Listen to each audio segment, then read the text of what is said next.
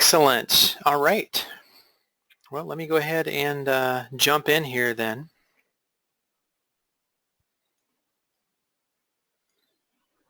Hey, actually, you know what? Before we even start with that, based off of who's in the house right now, tell me, because some of you, I mean, because each of you started on different days.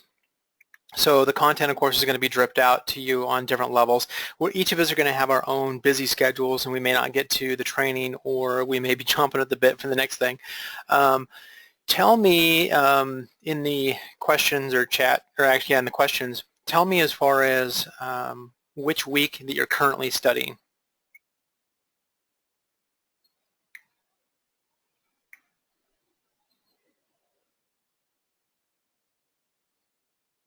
Okay. So we're all over the place. Week 1, week 2, week 3.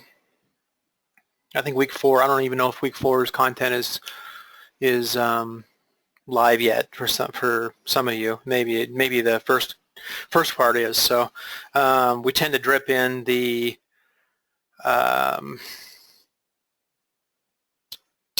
training kind of on a. I intentionally do that with some of the training just because some of it I want you to try to get your head wrapped around it. Some of that included things like pushing the audience targeting prior to a lot of the other content. This week it has to do with like getting Amazon marketing services set up, that type of thing. So that's all. That's like week 4, plus troubleshooting and that kind of stuff. So Rob, thanks. So much detail in the course. Well, man, you know, I mean, if you're going to pay this kind of price, you're going to make this kind of investment yourself, then you want to make sure that it's not just skimming over.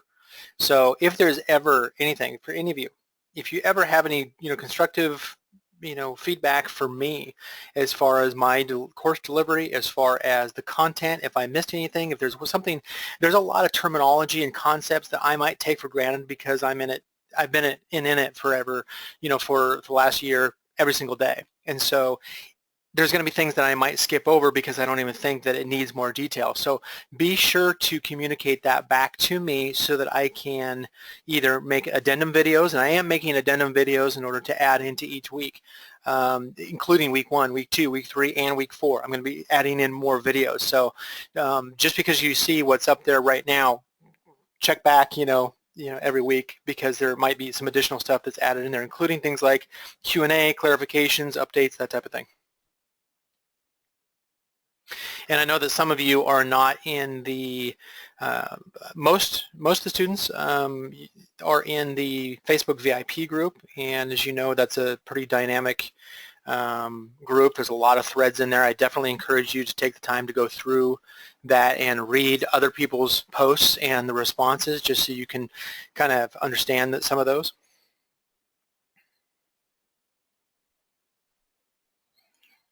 Certainly, if I'm going into too much detail, then let me know that also. But all right. Yeah, Katie, and that's something that we're working on. We're working on basically as far as the a lot more kind of like additional documentation that goes along with some of the videos, and I'll also try to make sure that I post to say, hey, you know what, I just posted up this video regarding XYZ topic, and I'll make sure that that's posted up to the VIP group. I'll also work with Brian Burt to make sure, and our support team, to make sure that we get those emailed out to notify you as well. Awesome. Okay. Excellent. All right, so let me go ahead and get into a couple of items here. Kind of the state of the union kind of thing is that with Amazon, let me try to let me at least throw up some kind of a screen here. You're not just looking at a blank wall. But what we've got going on right now is that there's a couple of things. Like this morning, as well as a couple of days last week, there's basically a search bug. This has been pretty widely reported in the major media groups, that basically Amazon is just bleeding money like crazy because they've been down. And the effect on that was simply just, if you did a search, then it would throw back an error that said, hey, oops, sorry, we can't return the search results. And so basically every shopper was seeing that. Now, there was obviously with big network, a big system like Amazon, there's going to be, they're going to have different servers, and oftentimes bugs like this usually only affect, you know, a group of servers or a specific site where the content is hosted, and so it doesn't affect everybody. And so, for instance, I know that some of the people over in Europe, for instance, who were accessing the U.S. site didn't see a problem. They could search it just fine because they're accessing basically a different copy of the same content.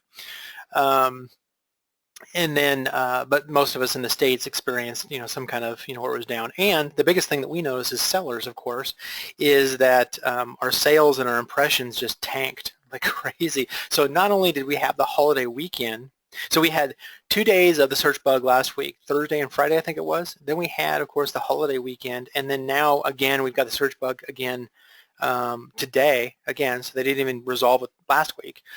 And it's just disrupting our sales and our impressions like crazy. It's hard to implement some of this stuff that you're learning when the system doesn't even, it's not even up half the time.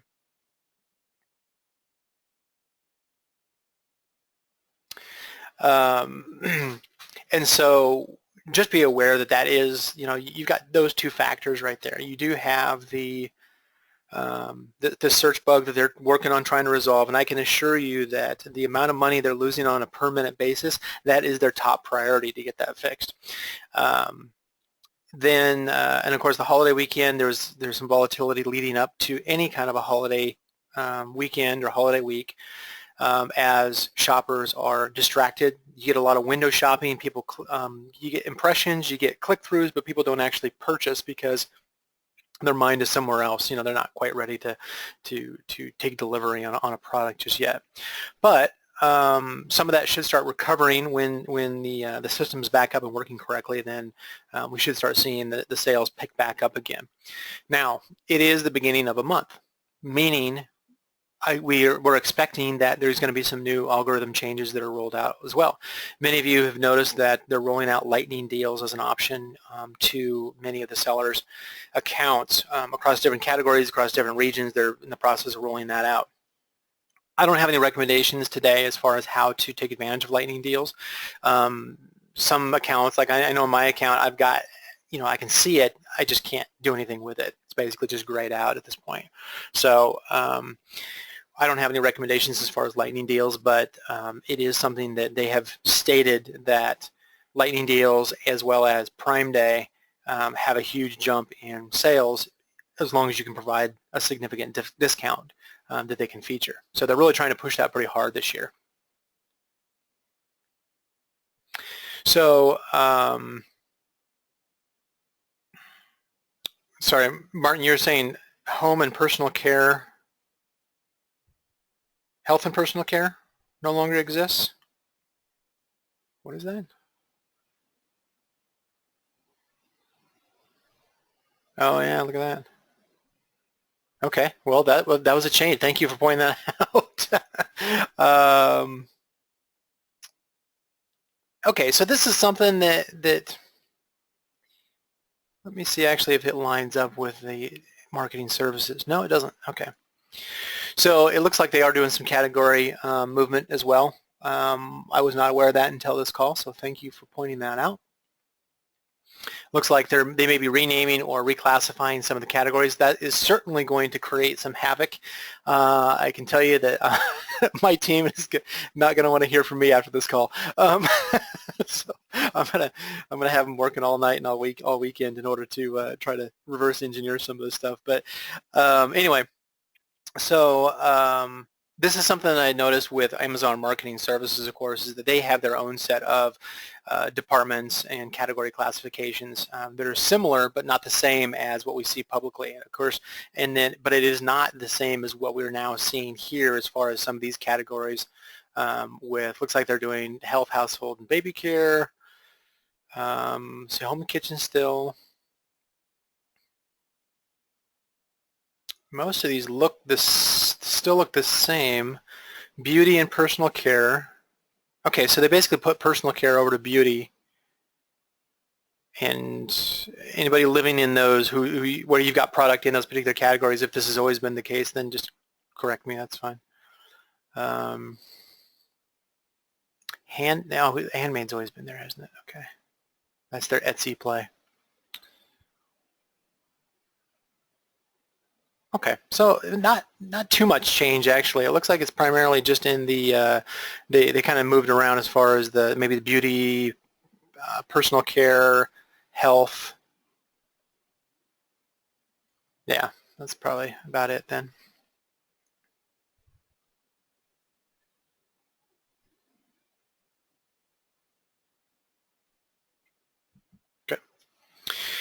As far as some of the changes that we are already observing based off of what we've seen during the last couple of weeks, we're seeing more of a shift. Let me actually go into, and what I'm referring to actually is what I was hinting to in the VIP group is that my team is basically tracking some changes that are occurring. We're still doing some testing on this, and basically what we're seeing is that Amazon is utilizing more of the content fields within product listings in order to for both organic as well as for sponsored product ads, meaning what traditionally we taught as having, where we put our attention primarily on the title and the back-end search term fields, we're now looking at probably mixing this up so that you're going to have title, back-end search term fields, bullets, as well as description. So,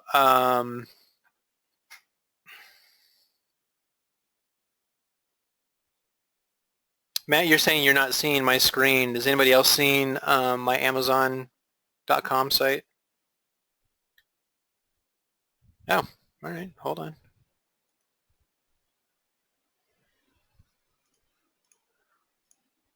So much for my go-to meeting skills.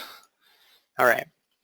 So, and obviously I'm not showing anything just yet here, but let's just kind of let me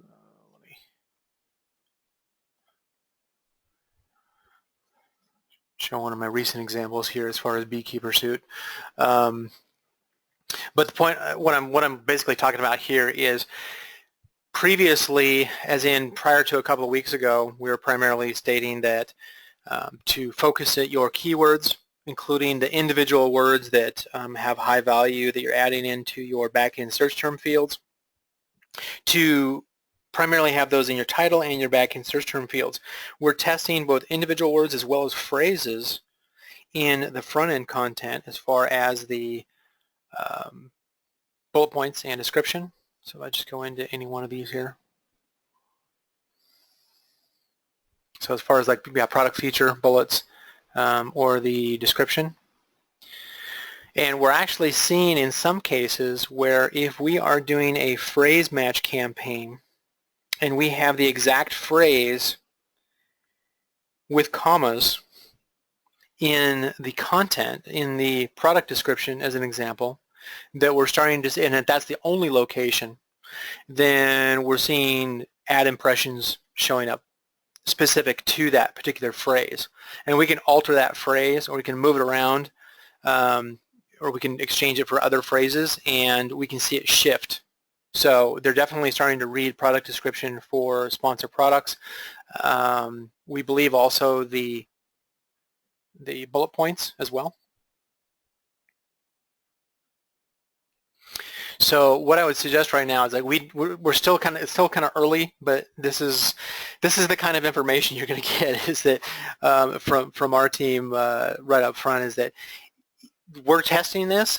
We don't necessarily recommend that you jump on it and act on it because that's the new law. I would say that we're testing this. This may change. It could be something that Amazon is simply just temporarily testing. Sometimes they'll do that where they'll test in certain categories and then they'll rotate through categories and they'll take it away for a while and then they'll bring it all back. And so it can be inconsistent. However, on something like this, if you have your product features, meaning your bullets, your product description, your title, and your back-end search term fields all focused on high-quality words and phrases. Now, I'm not saying necessarily to use phrases in the back-end search term field because we haven't really seen that as being effective yet. We haven't really seen anything measurable on that, but we are seeing at least a pattern of our ads showing based off of the front end, basically the metadata of the product description and the bullets. And so you can certainly test it out. It's not going to hurt anything for you to add in some of these, to try this out with a couple of your main key phrases, as far as your keyword phrases, and just kind of check to see whether or not you're seeing the same thing. Or you can wait until we basically come back and say, yeah, go ahead and, here's our recommendation. Heather, as far as repeating, I don't necessarily recommend repeating. Now, repeating in the sense that I will now, whereas before I didn't say repeat, don't duplicate between, say, a title and a backend search term field, or, between two different fields. Not so convinced on that anymore based off of the recent changes. I wouldn't necessarily go through and say, like, for instance, if I'm selling a beekeeper product, I wouldn't go beekeeper, beekeeper, beekeeper, beekeeper in any of those fields. I would simply, nor would I necessarily do beekeeper suit, beekeeping suit, beekeeper's suit, those kind of type variations. Now, based off of what we're seeing off of the phrase match, ad groups, is that it would make sense to actually start using, individual phrases where it made sense. I'd probably try to control it, try to keep it fairly limited. Like in this case here, it might be, beekeeping suit or beekeeper suit, and maybe in one field, like in my bullet points, maybe I'll put one phrase. In the description, I'll put 2 or 3 other phrases. In the back-end fields, not necessarily putting in phrases, but putting in individual words. And what I think we're going to see is it's blending a lot more of both the sponsored and the organic. And so hopefully what that means then is that we're going to see more, basically it's going to leverage the content in our product listings more, so that we're going to see more targeted ads as well as more targeted organic search results as well. Hopefully this will be to our benefit.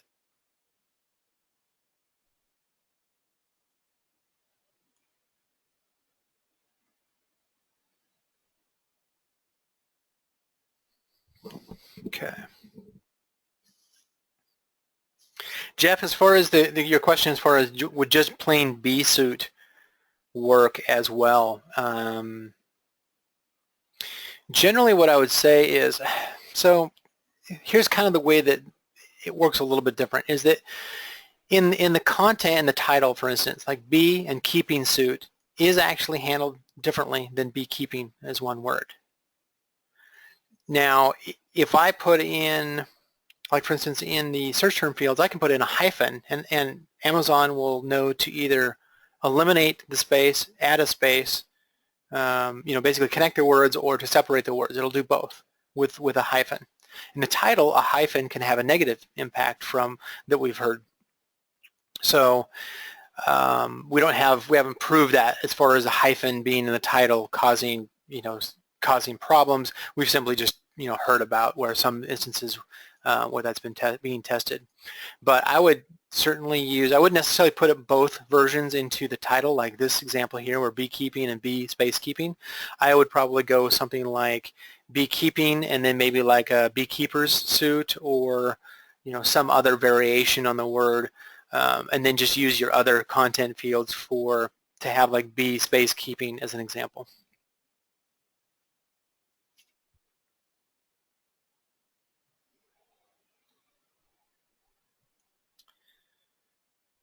Let's see here. Let me check questions here really quick.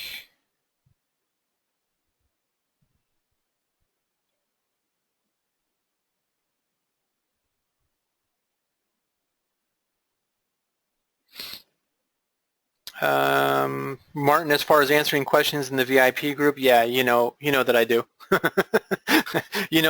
I try to answer if anybody, I've posted this before, is if anybody's question ever goes unanswered because the way that Facebook organizes posts and messages, if I miss something, simply just tag me in the post again so that it comes back up to my attention. So if I miss something, make sure you tag me. Or just mention my name in the post again. I wouldn't say like within an hour, like make sure it's like the next day. Let's see here.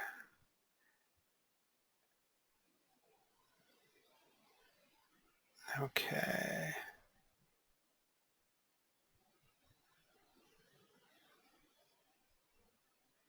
Okay, so a lot of these are similar questions basically as far as the category changes. Martin, as far as you said that some subcategories are changing within those master categories that are changing. Yeah, I would expect that to occur as well. We'll just have to track to see how that impacts us. Now, given that topic, so if Amazon, of course, is going in and making changes to the categories, it may be moving products around as well. And so pay attention to what product that which category and which subcategories that you're supposed to be in, that your product is assigned to. And if it gets reassigned, if your sales completely just die off or your ad impressions completely die off, once we get past the holiday flux and as well as the search bug, then check to make sure that you didn't get moved to another category and by mistake. Keep in mind also is that because our organic algorithm is different from sponsored product algorithm, that a move may have been moving your product to a different subcategory may be intentional to help with organic, but it may hurt your advertising. Since most of the sales that we have are from organic sales, that's the one you need to monitor as far as whether or not if you do get moved, check to see whether or not it helped you or hurt you as far as your overall sales. Don't just go off of your ad impressions or your click-through and that kind of stuff.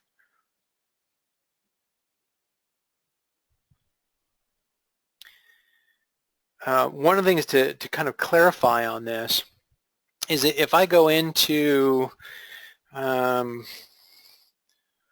me use a week 1 example here, dartboards. I need some more creative. I was trying to come up with some funny examples to to show in some of these additional videos. So if you have any suggestions, let me know. But one of the things that changed, it just kind of, I think I put this in one of the training documents, but one of the things that has changed from 2015 to 2016 is Amazon used to show which, in the Amazon bestseller rank, they'd show you as far as how you are ranked for a specific category and basically the breadcrumb down to your subcategory. And that was, in 2015, that was basically specifying which categories or subcategories that you were assigned to. They changed that in 2016 to reflect more as far as where your sales are actually occurring, which is something to take a look at as far as your top 5 competitors. Go in there and look to see, are their sales in the same subcategory that your sales are, and determine whether or not you need to reassess as far as whether or not you're targeting the right category or not. But that's kind of it actually helps us. They did it in order to as part of reducing our ability to have our product assigned to multiple subcategories in order to gain #1 seller badge and that type of thing. But it actually helps us because now we can see where the majority of our sales come through. You can also see this on your own product through your business reports. Usually it just shows you the top level, like sports and outdoors is an example, but you can actually see as far as down to the subcategory level, if you have multiple subcategories listed where you're #2 in this one, number 19 in this other one, so on and so forth, they're basically saying this is where they consider your sales are coming through as far as specific subcategories. That specific subcategory is they're primarily determining that based off of the search terms that are being used in order to find the product in the first place, because each category has a list of most relevant search terms and keywords, and so they're going to basically say if somebody's using this particular search term X, like if somebody's using the term dartboard, for instance, then we know that that is most relevant to the dartboard subcategory.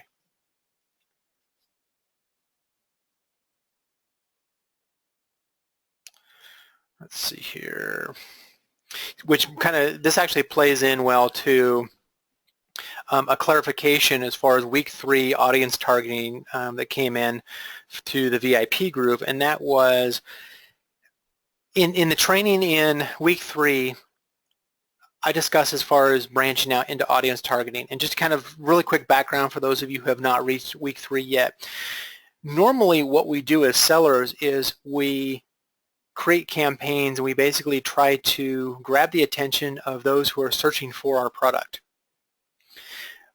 And so, like for instance, if we are selling a dartboard in this example, then we're basically advertising for keywords that are, we're basically trying to have our ad shown to shoppers who are searching for dartboard games. But the same audience that buys a dartboard is also going to buy other products. And I go through a number of ways in order to research and to identify what those other products are so that you can identify some audience-related keywords that you can then target, typically at a lower bid, but you can basically run campaigns in order to have your ad shown along with when a shopper is searching for a different product that is related to the product that you sell, you can also have your ad show up in the course of them actually searching for their other product.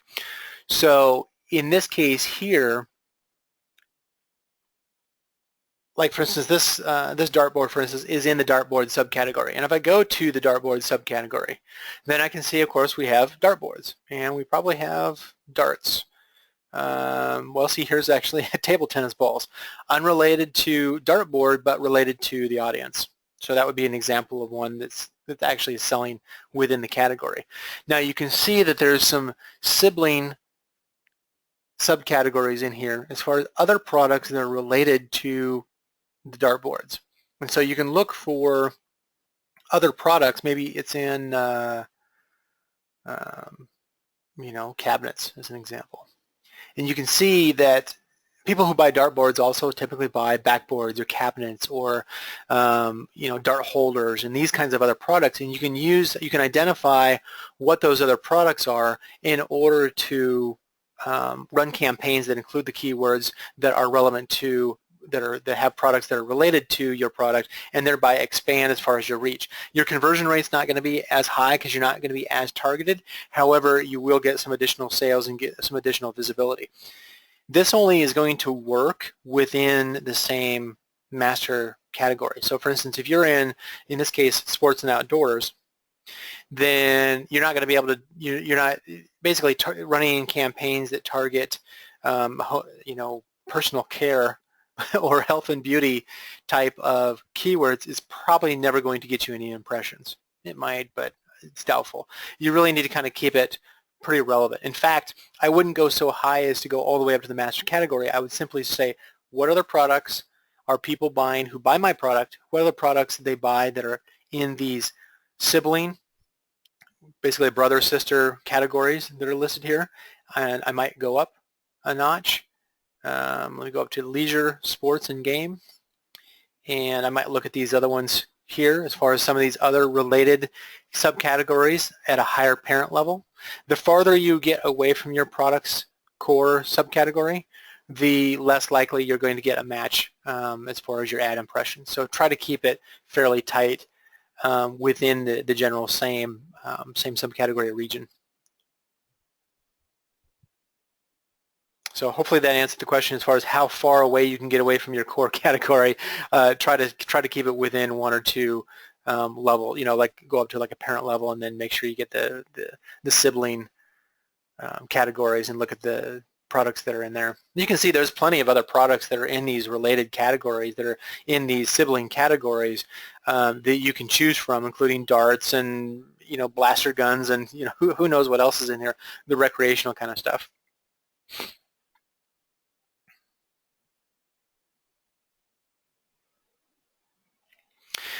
Katie, as far as you made a statement as far as I'm seeing new products showing up with multiple browsing nodes. They somehow managed to get it added. So in 2000, this is kind of what I was saying, is that in 2015, that showed the browsing node. Let me see if I can find one that has multiple. Let me go up one here and see if I can find one that is in multiple categories.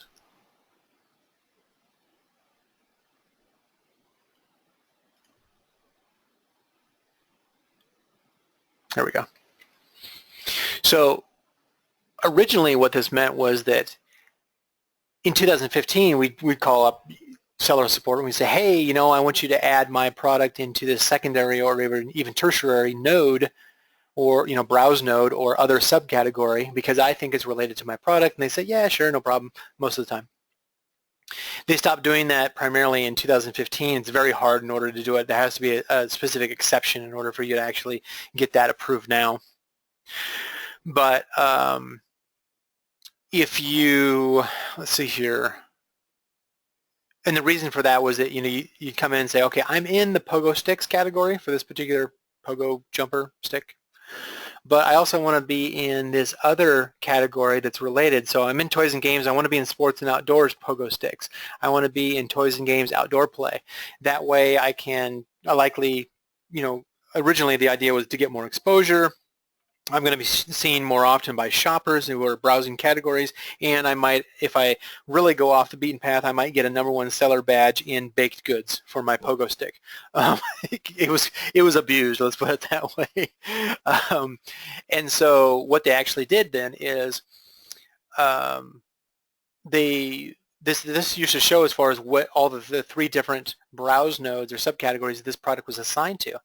Now, what this refers to is most of the sales are coming through using keywords that are most relevant to this toys and games pogo stick.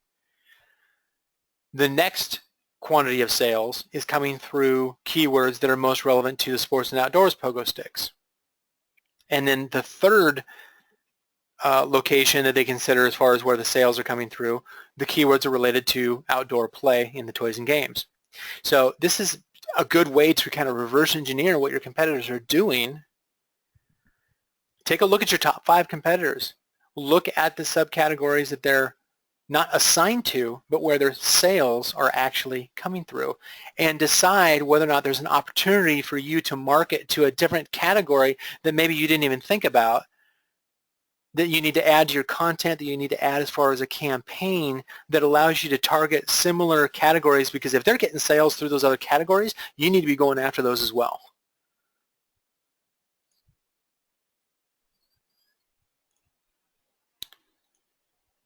Let's see here.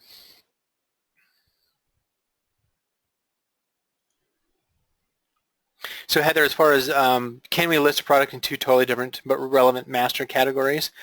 Like I said, it's not impossible to get your product assigned to 2 different master categories. It's just really hard to do. You really have to justify it. It really has to be something like this where there's actually a pogo sticks subcategory in 2 different master categories. This is how you would get assigned to 2 different, completely different categories. You basically have to have, there's definite overlap. And oftentimes you have to make an appeal to them and say, hey, look, based on my research, here's where my competitor sales are going. I need to be added to this other category. Probably it's easier just for you to try to target the different audiences that are in these different categories as well.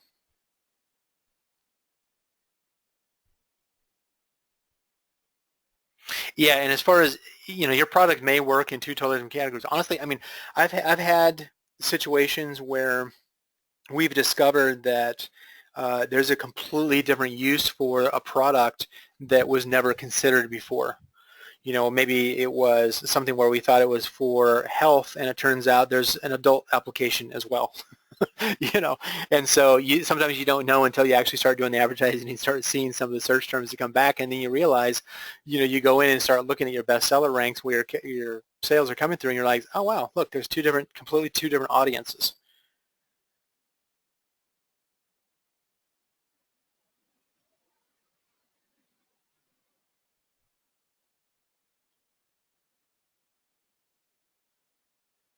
So Sumit, as far as your question, just covered that, so I'm not going to go over that one again. As far as your question, as far as how your products are showing up in two to three subcategories when you didn't ask for it, just got done covering that, so hopefully you got your answer on that.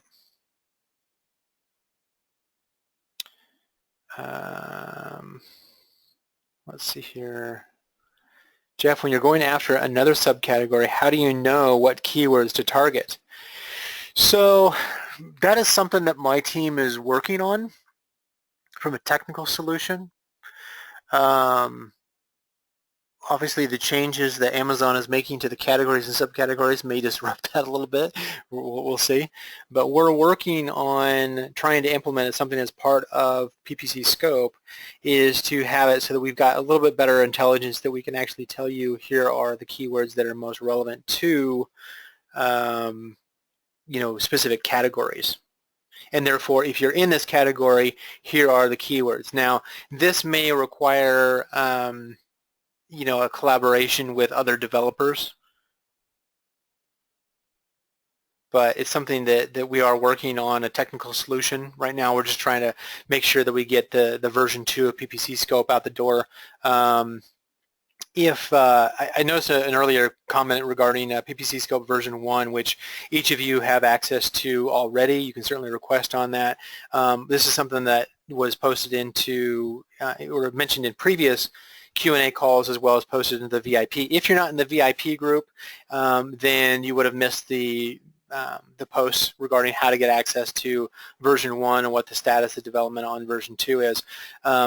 If you didn't see that, or if you're not in the VIP group, then message me or send an email to, let me put this up here.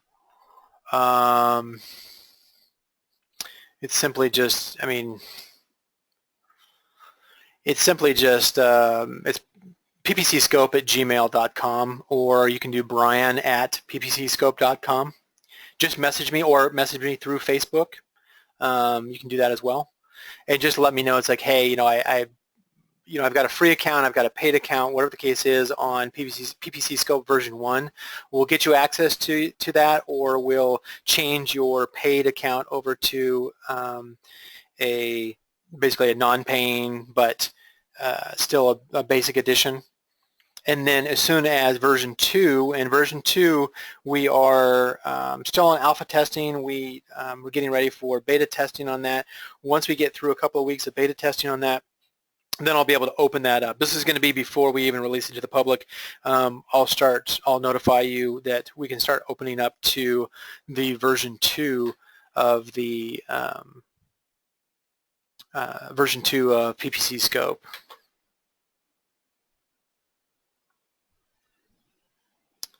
Let's see here, questions.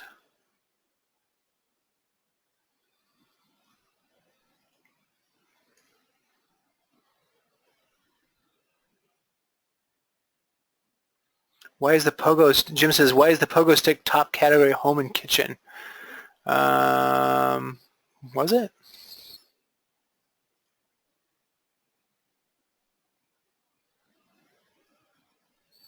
Oh, yeah, I see what you're saying. I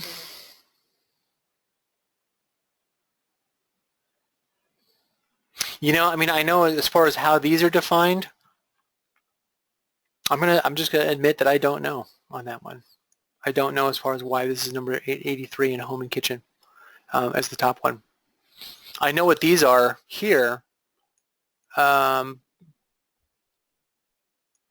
I'll find that out. I'll research that and let you know.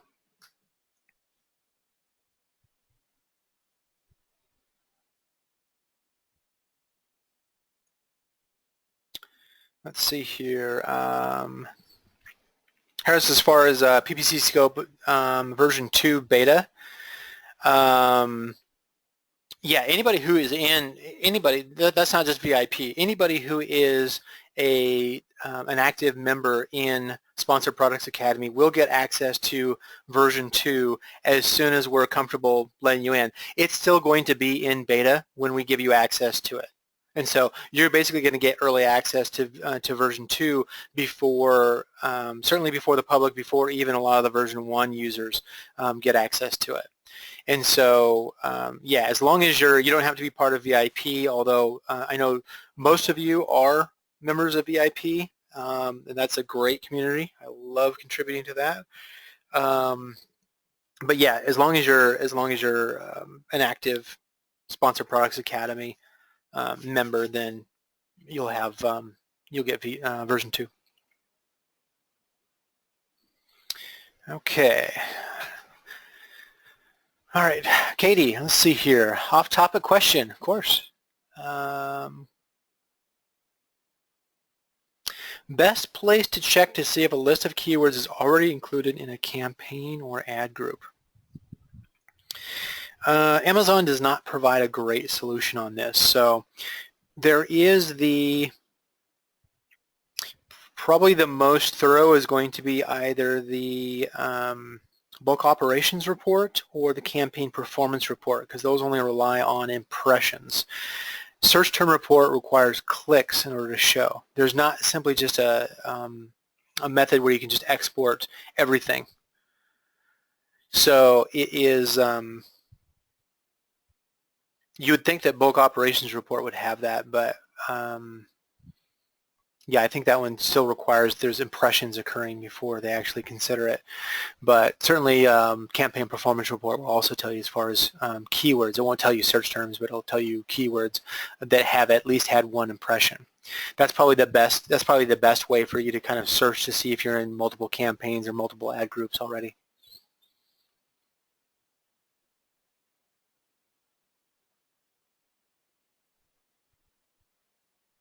And as you notice, Katie, yeah, it's not a total list. Amazon simply doesn't provide that total list, which is unfortunate because it does make it harder for us to check to see whether or not some of the keywords, what it makes it more difficult on is we can see most things through the ad reports, but then if we want to try to figure out, well, wait a minute, which keywords are not getting any impressions, getting 0 impressions, we have to go into Campaign Manager in order to do that.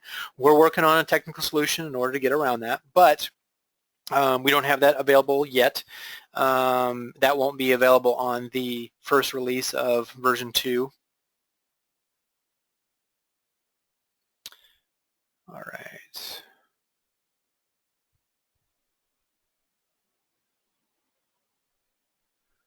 Anthony, as far as what you should put in, or not put into the backend search term fields,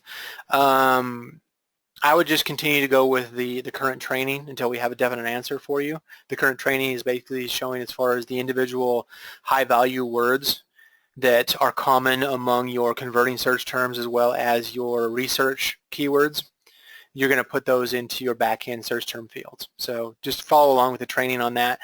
As we know more and we do more testing as far as any kind of phrase match, I would still just continue to put into the back-end search term fields all those different phrases. What the difference that we're seeing currently that is changing while this academy is going on is whether or not we're putting things, how we're putting those words, individual words and search, or rather not search, but keyword phrases into the front-end content as far as your bullets and descriptions. And you're more than welcome to test that to see what impact that has for both your sponsored as well as your organic. But it's still even within our own team, we haven't committed to it. We don't apply it to client accounts at this point because we're still testing internally on that. But I do love testing, as you can probably guess. You know what? Okay, so Nick, good question. Merch by Amazon. So for the t-shirt selling, I've actually asked Amazon. I said, are you planning on opening up sponsored products for merch by Amazon? And they say, and the response that I got was, there's no plans for that at this time. So they basically provided a non-specific answer, but they basically said, we're not planning on releasing that anytime soon. So at this point, yeah, we're not seeing it. So I would probably move on to, I don't know that Amazon Marketing Services would work with Merch by Amazon. We haven't actually tried that one yet. I don't think so. Brett, so Amazon surveyed you on sponsored products. As far as what are they asking you on that? Basically, are they, because I haven't received that. I've heard about the survey, but I haven't actually completed it. So are they basically just asking you as far as what do you want to see? I would tell them to communicate changes to the sellers. Don't just leave us in the blind for 2 months and then come in with a sponsored products newsletter 2 months later saying, hey, we just introduced this new feature 3 months ago. That would be a start. So, All right, so Katie, actually, let me check on something. So I noticed that there was a couple of people who had their hand up in the attendees list. If you still had a question, make sure that you're asking in the questions section. If I miss it and I don't address it for several questions, go ahead and repost it because we don't have a huge amount of questions coming in. They're coming in and I'm trying to address them as quick as I can that are not repeating. But yeah, use the question feature of GoToMeeting in order to ask questions here.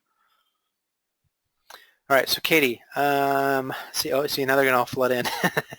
All right, hold on, let me get a bigger view here. So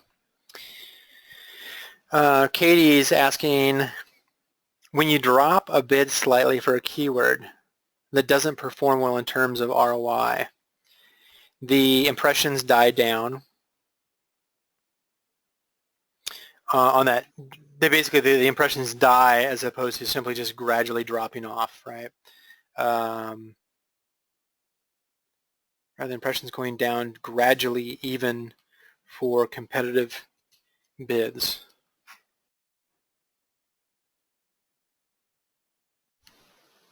So you're saying is that even if you drop the bid slightly, you would expect it to be a linear drop in impressions as opposed to a step down?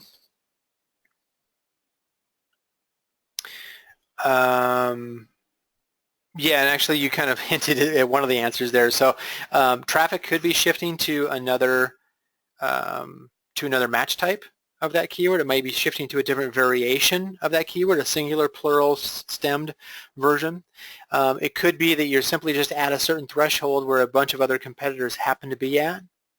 It could be that because the way that the ad auction and ad rank system works, because it multiplies the age of the campaigns and its click history times the bid, that what we see as a 5-cent difference is actually a huge difference when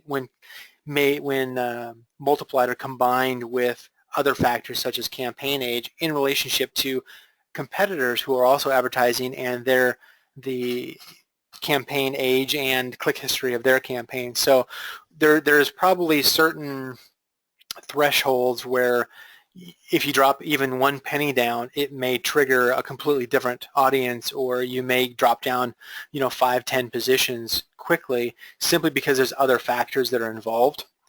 So unfortunately, you're probably going to notice that on a keyword-to-keyword basis. It's going to be hard to even, basically you're going to observe it and then you just readjust.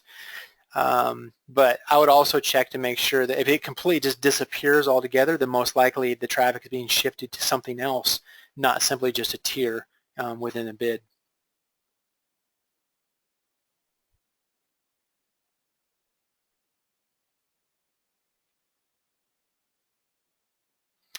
As far as, and help me with the pronunciation, is it Mamta or Memta? I'm going to go with Mamta. I hope I'm right. Any special PPC strategy for Father's Day or the holidays? So this is similar to the audience targeting.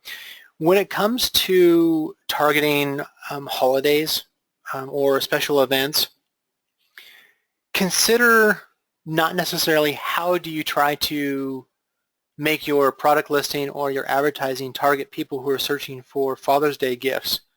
Figure out instead, what are the top 5, top 10 gifts that are always purchased for Father's Day or the specific holiday, and try to target the audience who's looking or purchasing that product to show your ads against, and run campaigns against those top 5, top 10 product terms or product keywords, rather than trying to simply just bid on Father's Day gifts. Go after the popular products for that particular holiday, not for people who are simply just searching for gift, as an example. Because otherwise, the difference is you're going against a few thousand competitors versus a few 100,000 competitors. It can make a huge difference.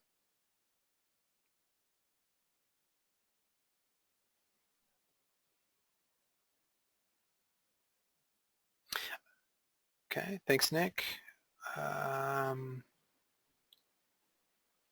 Yeah, Nick, maybe I'll have to pick your brain on that one. I'm always curious. I just haven't jumped into it yet. I've got friends who are in that space in um, Merch by Amazon.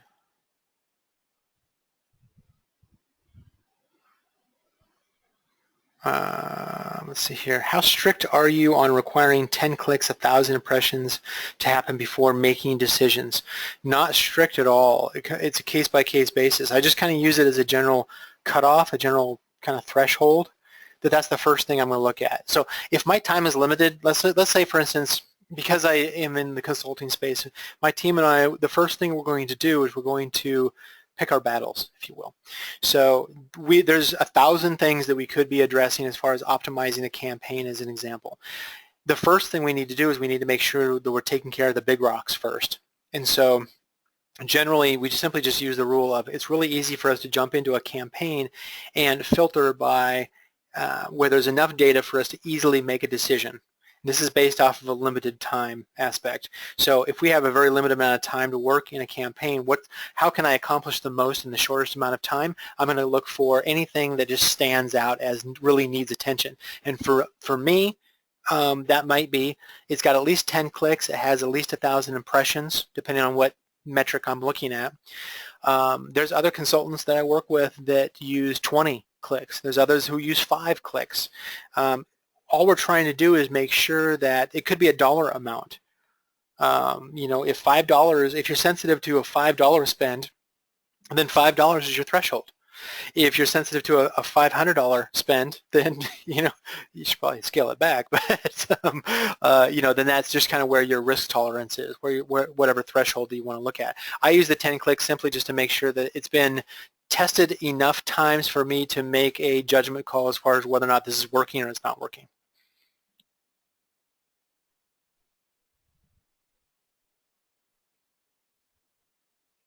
All right, so Jeff, on most of my customer search terms with sales, there are only one sale. Yeah, the one-off. Yep, that's going to happen quite a bit.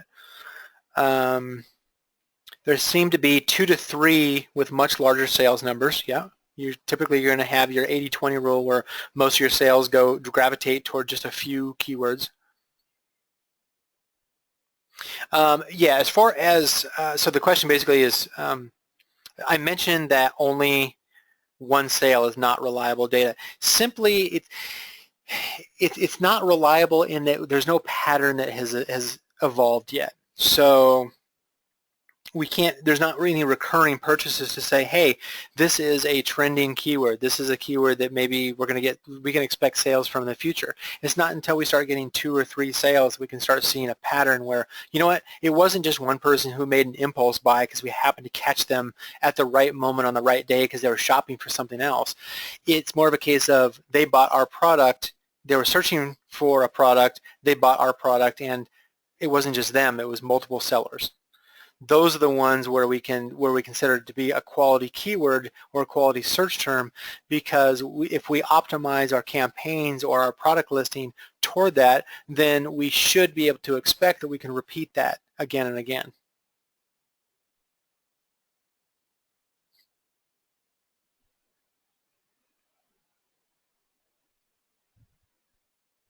So then the second part of that question from Jeff is, do you just leave them alone, or do you go ahead and lower bids on lesser relevant keywords? So on the one-off ones, I certainly put those into my mix. I'll run them through the word frequency counter and make sure that the words that are in each of those one-off or single order customer search terms is certainly in my content, because it may come back. It may be, maybe it just hasn't developed into a pattern yet. I'm certainly going to entertain that maybe that's a possibility. And so I probably won't put them in my title, but I'll certainly put them into my campaigns and my content to see if I can get it to happen again. And so for that reason, even the one-offs I like to see them, and I will continue to, as long as the ACOS is reasonable, then I will continue to try to work with them, try to optimize those, until they prove that they need to go away.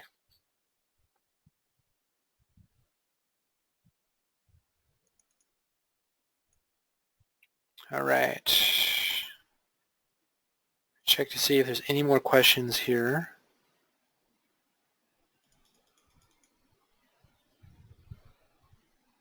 Okay.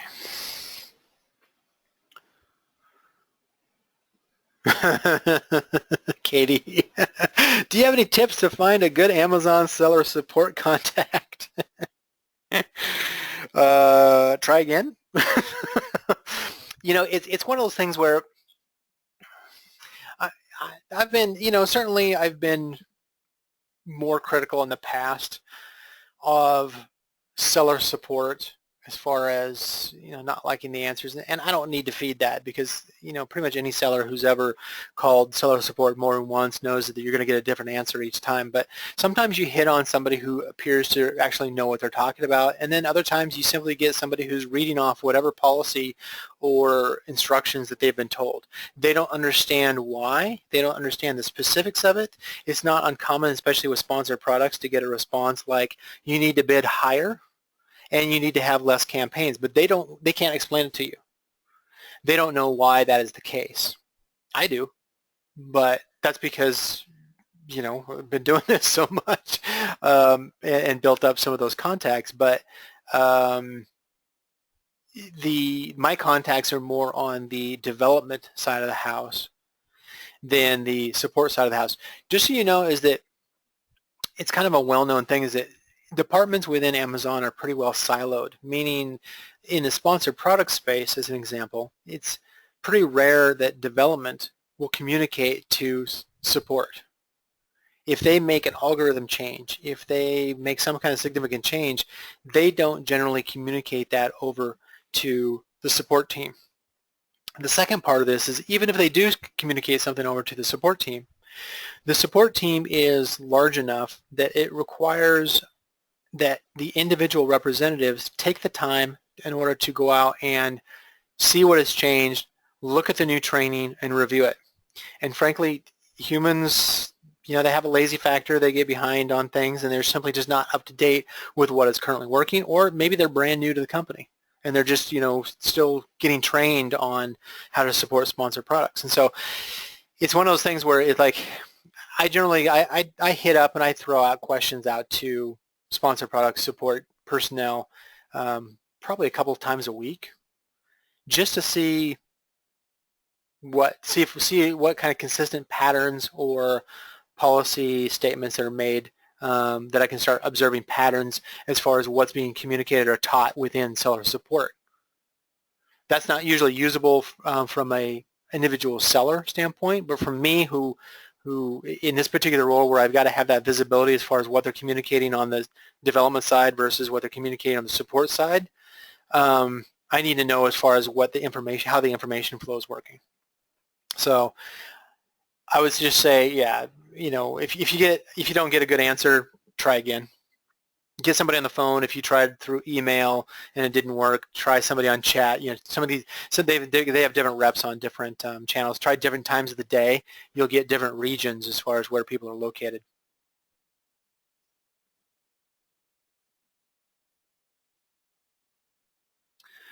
Let's see here. Jeff, are you going to update that cool flowchart? So you're referring to the one that came out during the four video pre-launch series. So basically it's the launch one. Yes. So we are actually working on, exclusive to Sponsored Products Academy, I actually have a team of my own that is just working on going through and taking all of the training videos that I developed, and they're helping me to create supporting documentation, including checklists, workflows.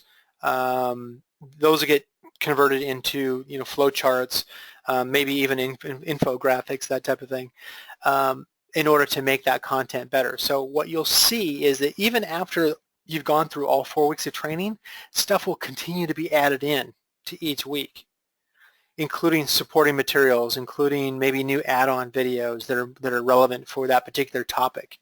So I'm going to, myself as well as my personal team that's helping me, going to continue to add content. Just because the 4 weeks is up doesn't mean we're just like, oh, nope, sorry, we're done.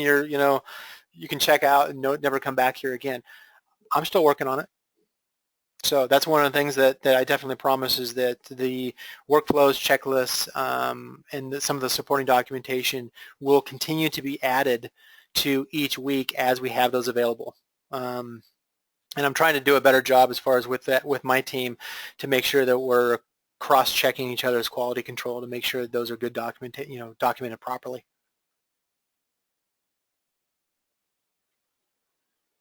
Let's see here.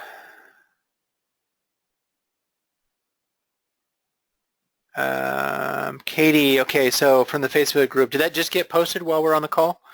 There are certain relevant keywords to your product that sometimes do not show ad impressions, even though you have them in your title product copy backend.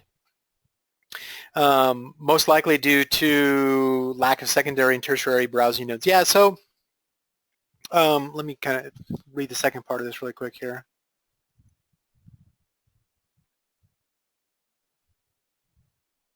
Okay, so for a keyword phrase, it's not a perfect science, but as far as a keyword phrase, it's getting 0 impressions. One of the items that actually just should be posted up there, maybe even today already for week 4, is a troubleshooting video that discusses some of the most common ones, including 0 impression problems.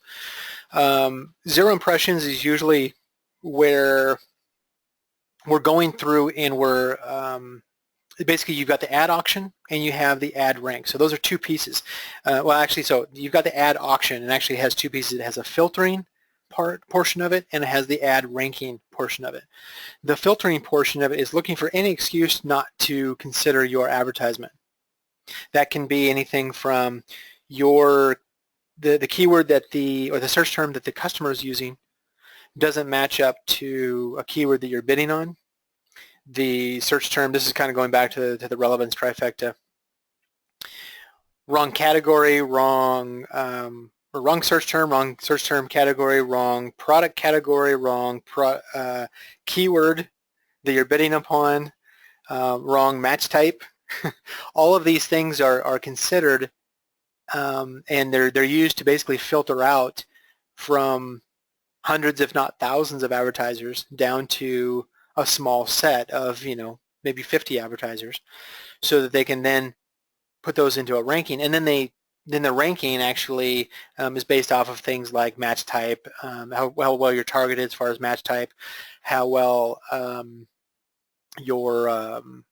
high you're bidding, as well as what your campaign history, click history is, and campaign age is in comparison to your competitors. All of these things can contribute to you either being filtered out in the first place, where your ad doesn't show up at all, or it gets ranked really low, so you're on page 5 and you're not getting any impressions because people aren't reaching page 5. Sometimes it's a case of the keywords are similar to other keywords, maybe a singular versus plural. So maybe you've got dartboard versus dartboards, and dartboard is getting all the impressions and dartboard is getting 0 impressions. So always check to see if there's another variation, singular, plural, or a stemmed variation that may be getting the impressions. Additionally, the exact same word or another variation of that in a different match type or in a different ad group or a different campaign. And then ultimately, one of the things that, of course, was introduced in, was it April? I guess it was April, yeah, end of April, beginning of May. It was the filtered words. So there are certain words that are going to be filtered out. This is a concept that I haven't discussed in quite a while, but this is something that does actually exist. So when I was talking as far as each search term that a shopper searches for is going to return this is simply just the search term to category relevance. So for instance, if I am, darn it, come on. So if I do a search for, I don't know, this is all over the place, so that probably wasn't actually, let me try something different here. Sleep mask, let's say. So like with sleep mask, for instance, the search term sleep mask is going to be directly connected or most relevant, according to Amazon, going to be most relevant to health and household sleep masks, then yoga, silk eye bags, ice hockey helmet and face mask combos. Don't ask me how that is relevant to a sleep mask, but Amazon does consider that to be part of it. Maybe because there's mask involved in the search term, and so they're kind of making a loose translation. But they also have what's called anti-nodes. An anti-node is basically a fancy way of saying that there's a filtered list or a negative list of certain words that will basically be prevented from being within a category.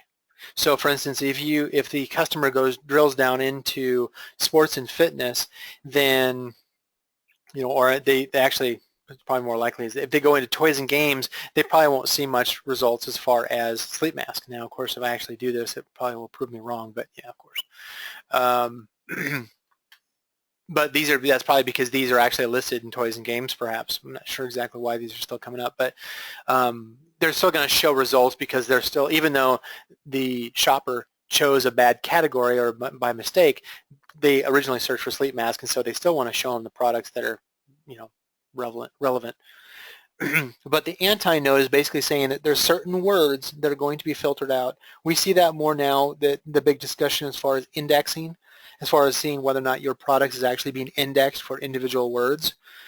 That's primarily applies to organic, but it certainly can apply to sponsored ads as well. It's basically just a way of saying that if I do a search for my ASIN plus a sleep mask, I'll just show an example here.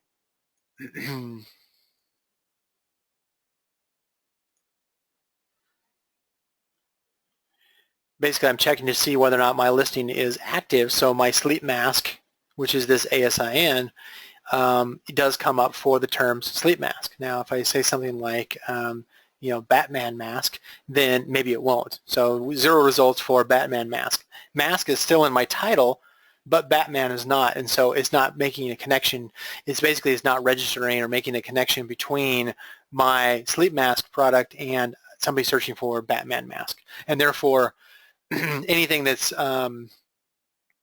off of that kind of the core list that they consider to be most relevant to where the subcategory or the node, the browse node that my product is in, they may exclude just because it may be, they may not consider it. They may go from as far as it's relevant to it's so completely not relevant that it can be distracting to shoppers. Therefore, we're going to not show any ads or not show any listings.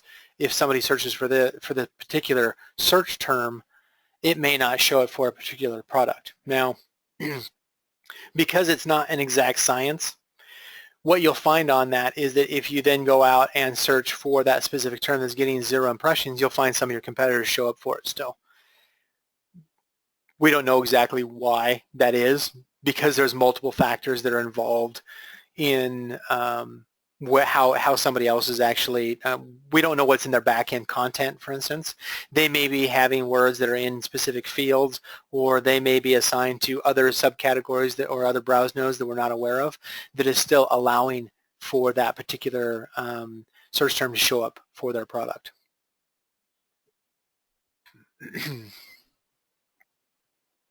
Katie's like, yeah, okay, you just beat that one to death. So if it's not 0 impressions, you're likely not being filtered out. You're ranking low. Yes, correct. Yeah, if you're getting low impressions, you're probably not getting filtered, or you're not getting filtered as much. You're probably just not ranking very well as far as your ad display.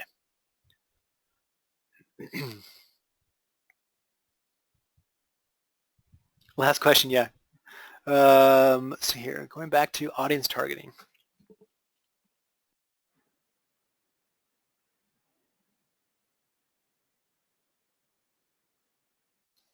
Audience targeting outside of your main category, I wouldn't.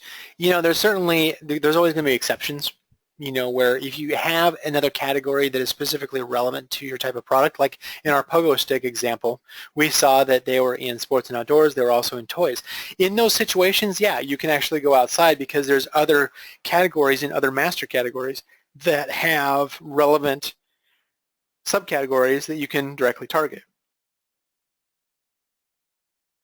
But when you're simply just looking for related, when you're searching for other products that the audience that is buying your product, what other products that they are also purchasing, it's more reliable to look at the very closely related subcategories to the product you're selling and then target those keywords. That's going to be a lot more reliable. I will tell you that as far as the ad auction works, in most cases, if you are trying to target keywords that are completely outside of your master category, you have a much higher likelihood that you're going to be filtered out initially, and you simply just will get a bunch of 0 impressions. Even in certain cases where, not even certain cases, even in some cases where you are targeting within the same, different products within the same subcategory even, sometimes you just don't get impressions. Because like we were saying before, is that some keywords simply just, even though you can have it in your content, may still not get matched up to your product. And that's because there's more complexities to the ad auction. We're still working on trying to reverse engineer that and get some more insider information, but we don't have all the answers. We're trying.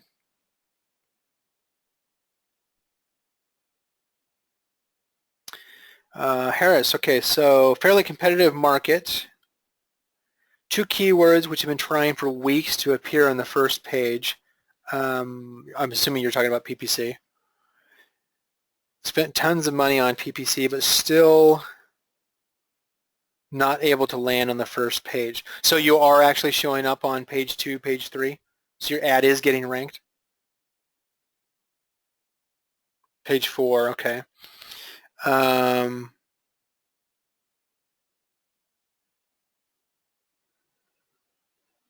Competitor just launched the same product 2 days ago. Well, so okay, so so a competitor is able to get their ad to show up for the keyword that you're targeting.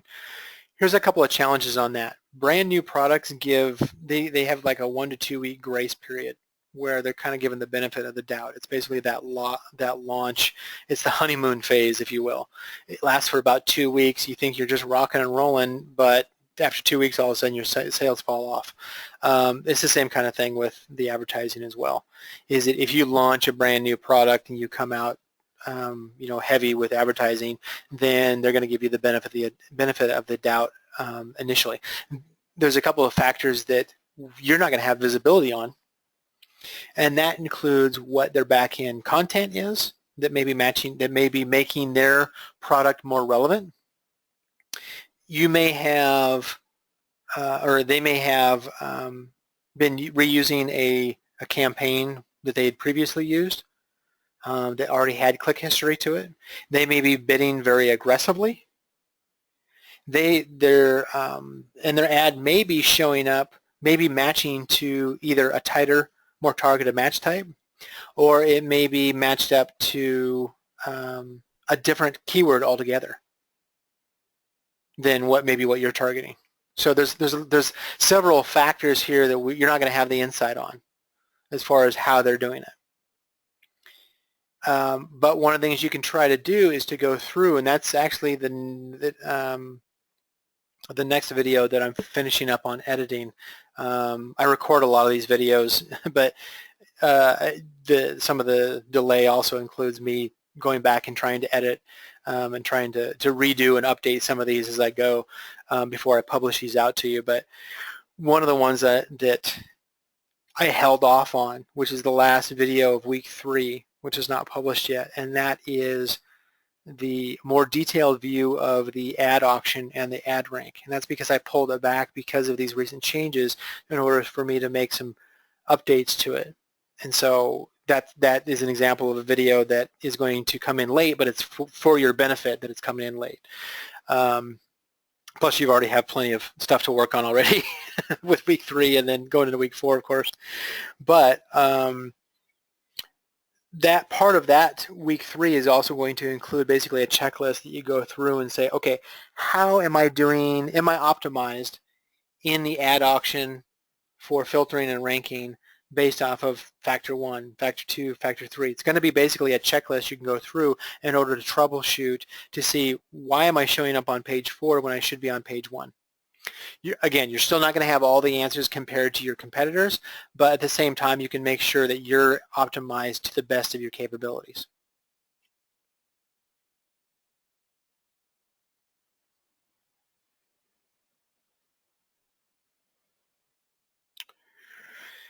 Heather asks, do you recommend for phrase and exact match that we include all different iterations of the keywords, including different word order, singular, plural, etc., for every keyword phrase? Well, you know, there's a point of reason, I guess, on that, and it really kind of depends as far as how much time you want to spend at it. Obviously, you can probably use some kind of a word order or a spinner tool, even like the word merge tool that that I show in week 3, I think it is. Where you can basically use different combinations in order to come up with different word orders and that kind of stuff. Sometimes, you know, I mean, you could take, you know, start out with 100 keywords and you come up with every single iteration, including misspellings, different word orders, singular, plural, stemmed, not stemmed, and you can end up with 1,000 keywords by the time you're all done. It's all said and done when you're trying to put them into all the match types. That's more aggressive than I would go, but I don't think it would hurt you to, I'm a firm believer in testing, so it's probably not going to hurt you. It's simply just going to be a lot of work up front, and you're still going to get, you know, 5% of that entire list is actually going to give you anything worth using. But you know what? Those are how you discover keywords that no other competitor would have taken the time in order to discover. So I'm going to say that if you have the time and the patience to set that up, then yeah, do every single combination and iteration you can possibly think of in every match type, and test to see what it does. Some of those keywords may only get hit once a month, but that once a month may turn into a conversion once a month, right? And so it's certainly worth testing if you have the patience to set that up.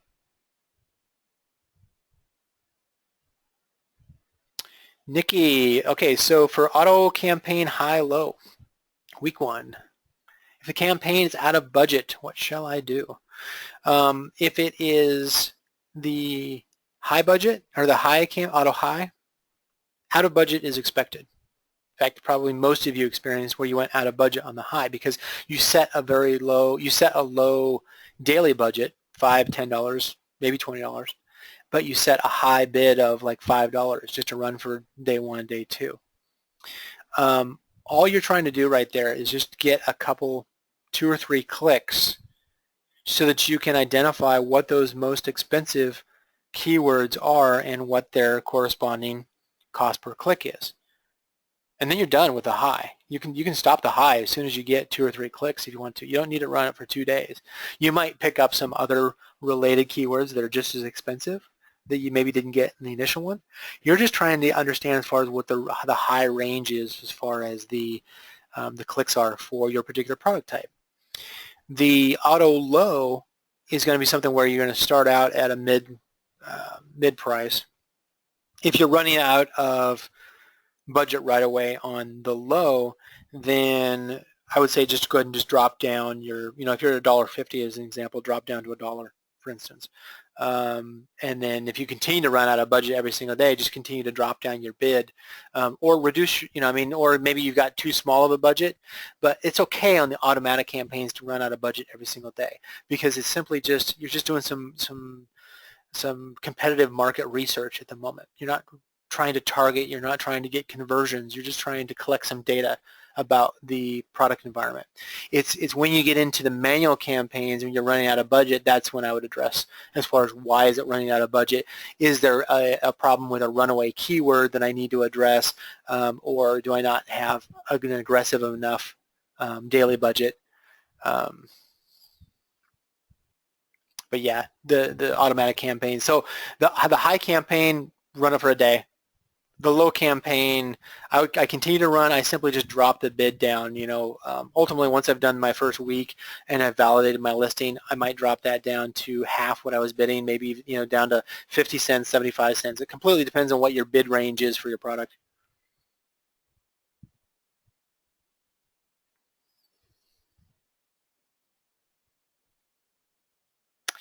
How do you know if the number of impressions? How do I know if the number of impressions is considered too low, too high, or adequate for a keyword? You don't, because impressions accumulate over time. It's going to be relative to your particular product and your campaigns, and so it's going to be different for everybody. However, I usually look to see, I start taking a keyword seriously usually when it gets above 1,000 impressions, because for me then it has enough data that I can start looking at other metrics such as the click-through rate or the conversion rate if I'm getting conversions. Ultimately, I'm going to judge more off of not the number of impressions. I'm simply just using it as a minimum threshold in order to make sure that my click-through rate percentage has a reasonable accuracy to it. If I have too few impressions, then the numbers are going to be skewed because of just sample size issues when it comes to data and numbers.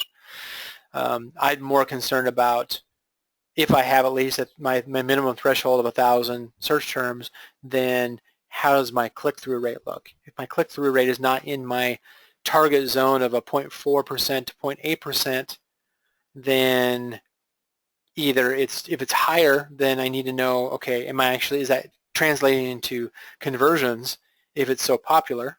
Or if you're getting like below 0.2% in the click-through rate, then there's a disconnect between that search term and the ad that I'm showing that I need to investigate further. So I doubt that and answer your question specifically, but it's more of a case of kind of redirecting you to a different metric. Don't focus on the impressions, focus on some of the other data once you have enough impressions to actually look at it.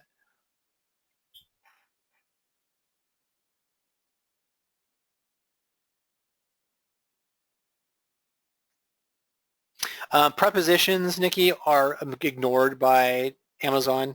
So you'll see in your ad reports that you'll have a keyword that might have a preposition like for or with of the, I don't know the whole list of prepositions, but some of those connecting words, you'll see those come up and they'll get matched up to, even in an exact match, you can have something like, Batman with mask will match up to your Batman mask exact match. So it's basically just ignoring that word in the middle. Same thing with, Batman masks would also match up to a keyword exact match of Batman mask.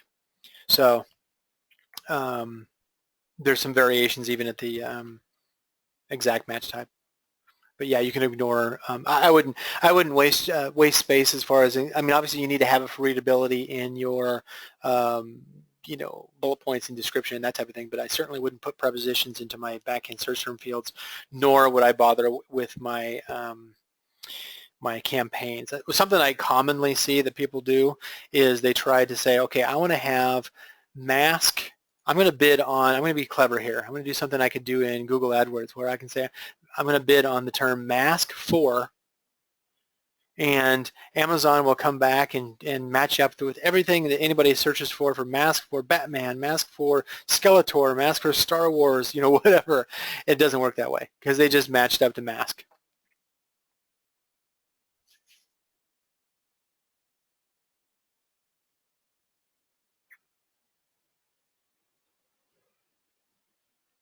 Katie, as far as how Keyword Inspector Reverse PPC gathers their data, it used to, when they first started out, it used to collect it from the mobile ads. They have James, who's actually one of the members of the Academy. So he actually responded back to one of the questions in the VIP group today. But he is the developer of Keyword Inspector, and so With the reverse PPC, what it's doing is it's basically going out here, and he's going out and he's searching tens of millions. I don't know what he's up to now. I think he's up to like 30, 40 million different keywords that his system actually goes out and crawls every couple of weeks, I think. But he basically goes out and says, okay, here's is Batman versus Superman.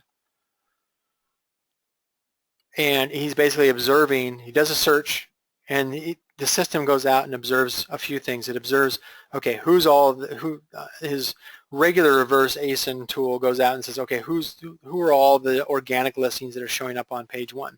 Well, the reverse PPC goes out and says, okay, which ads showed up on page 1? The challenge with this is that we don't know if those are manual targeted or automatic targeted. Meaning, if we did a search for Batman versus Superman, we don't know if that was an automatic campaign that did a broad match of Superman. Maybe it was, or some kind of other variation that wasn't specifically Batman versus Superman, but because it was picked up by an automatic campaign. We don't know. So and there's no way really for him to actually, or for his system to actually know the difference as far as which kind of campaign type was being used by the seller.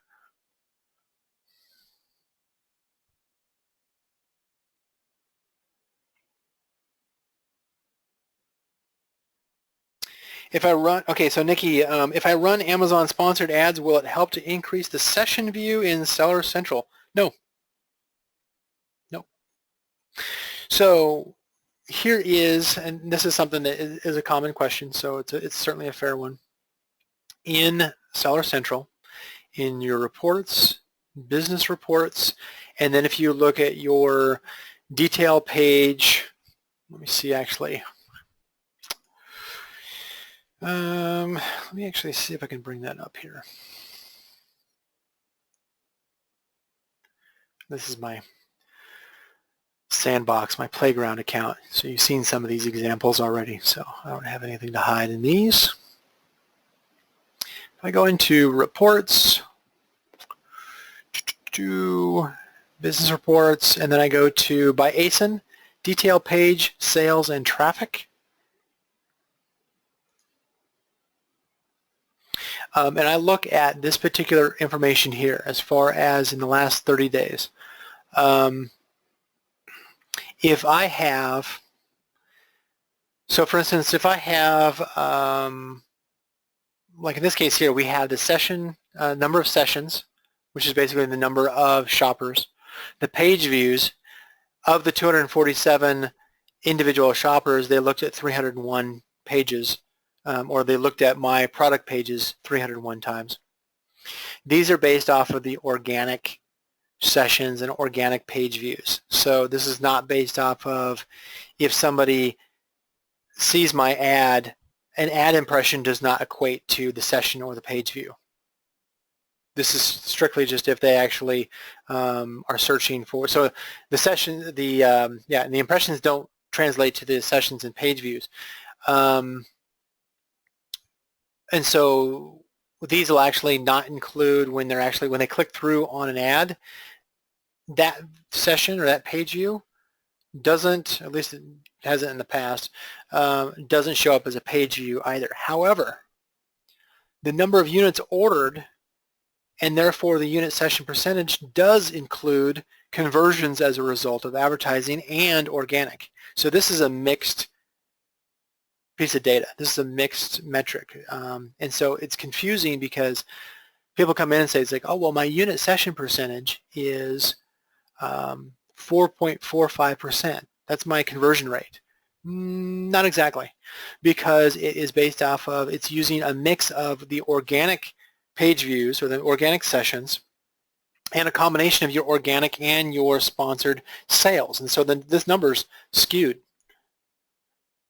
So you basically have to back out. The easy way to correct that is simply just back out the number of, eliminate the number of orders that came through sponsored products during this time frame, and then recalculate that percentage yourself. Then you're going to have an actual conversion rate for your organic sessions.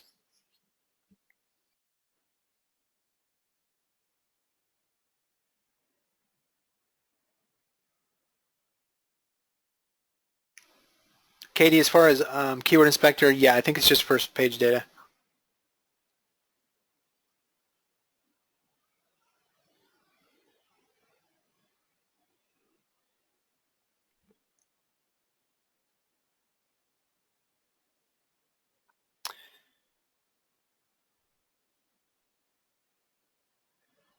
If I run aggressive PPC with a lot of sales, then my unit session percentage will increase, but not the session. Again, that's going to be based off of what the number of orders you actually get through pay-per-click in combination with organic. So yeah, that seems, yeah. So that would actually work out. That is correct. Yeah. So if you had, like, let's say in this case here, I've got units ordered. I've got 11 in this example. Let's say 10 of those were from sponsored. Then my you know, if I doubled that and I had 20 from sponsored, then yeah, my unit session percentage would increase. Do I have that right? Decrease, increase. If I have more units per session, yeah, it should increase the more sponsored product sales that I have. Yeah. Yeah, having me do quick math on a webinar probably not a good idea, but I'm a spreadsheet geek, but that's yeah, I think you're right in your observation is that if I basically generate more sales through sponsored products, then it's going to increase that unit session percentage. And so you need to remember in order to actually calculate your conversion rate on your organic, you just need to make sure you reduce the units ordered by how many you know converted through sponsored products. Cool. That was the last question. So 32 of us on the call here. Any other questions? We're a little over an hour and a half, so we want to try to wrap this up. Obviously, I'll continue to follow up with additional questions over in the VIP group. As I mentioned before, if you're not in the VIP group and you're wanting to get access to PPC Scope version 1 in preparation for the version 2 release, then make sure that you email me at either ppcscope@gmail.com or brian@ppcscope.com. I'll get you hooked up. All right, Nikki, so according to week 2 training, is there any minimum number of keyword phase? Assuming that's keyword phrases, maybe? Need to research before proceeding to a manual campaign. Hold on here. So according to week 2 training, is there any minimum number of keyword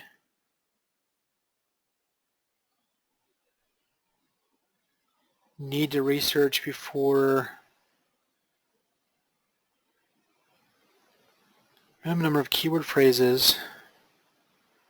Is there any minimum number of keyword phrases needed to research before proceeding to manual campaign? Oh, you're saying if you go out and do keyword research, is there a minimum number of keywords that you have to have before you even bother setting up a manual campaign? No, because you'll see in week 2 is that there's the basic and there's the intermediate keyword research. Basic, sometimes some sellers come back and they get 4 keywords. Some come back with 400. It's when you start getting into more of the intermediate keyword research that you start getting into the bigger numbers. So just, it depends on your specific product niche and what the tool provides at the time. Once you get into the intermediate level keyword research, that'll expand anyway. And as you learn more about your audience and the terminology that they're using, as well as you see converting keywords or converting search terms, you're going to use those as seed keywords to conduct that research again anyway, and you're going to continue to add to it in order to find directly related keywords to those that are converting or most relevant to your audience or your product.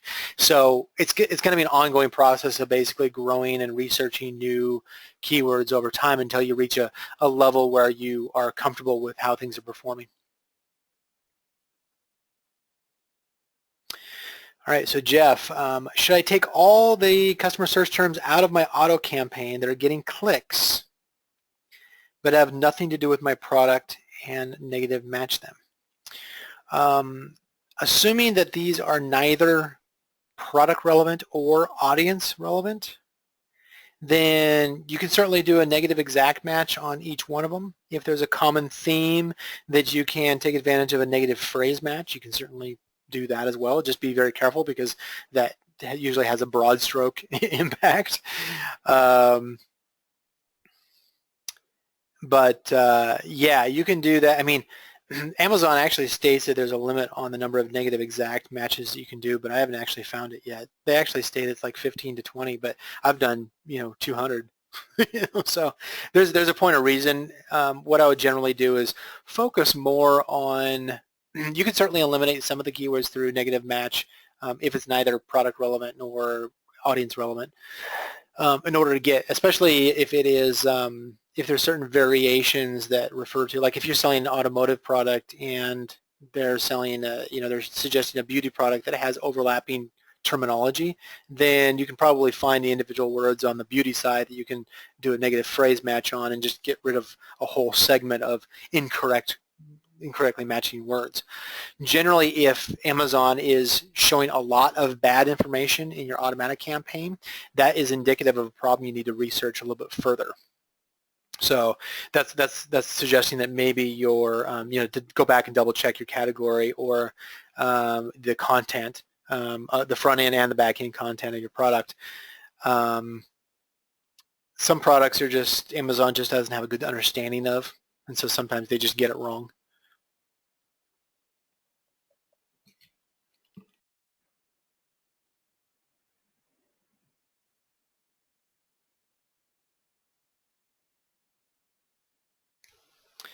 So Malcolm, how's it going, buddy?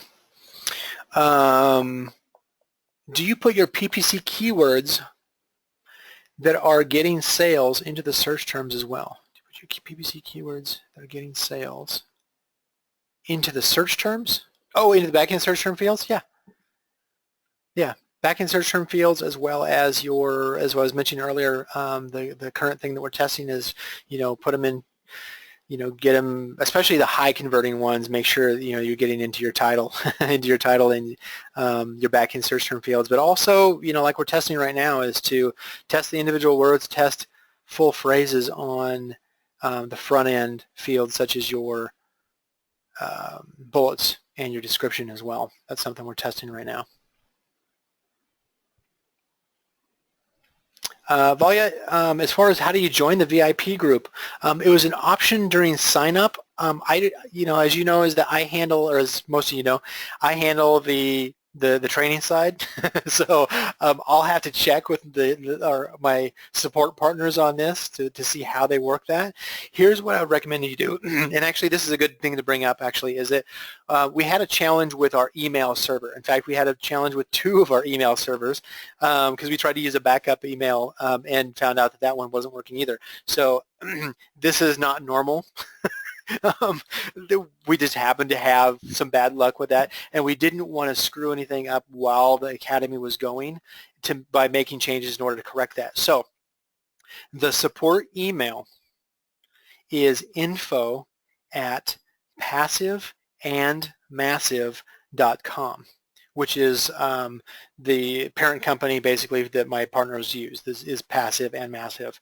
So it's info@passiveandmassive.com.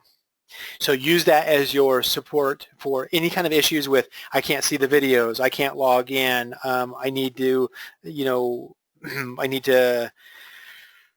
you need to schedule, one-on-one time with me, if you need to, if you're not getting access to, something's not working as far as getting in touch with me or getting access to PPC Scope.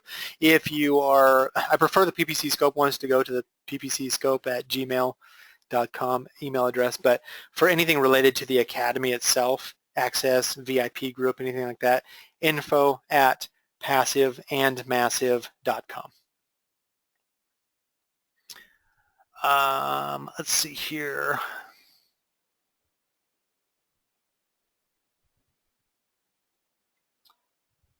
So Heather, new product launched, selling well, PPC conversions stink. Directly relevant keywords are definitely included.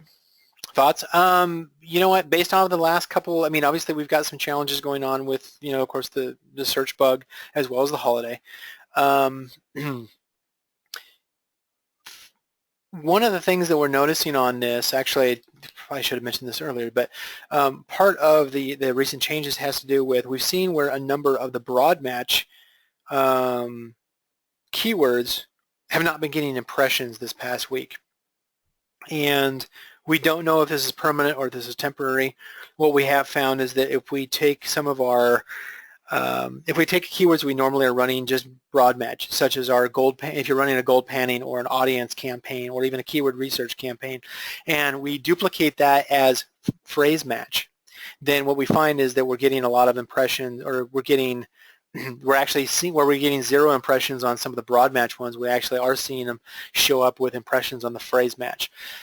Again, part of what we're testing too is combining the front-end content with the back-end content to make sure that we have our keywords in both locations right now.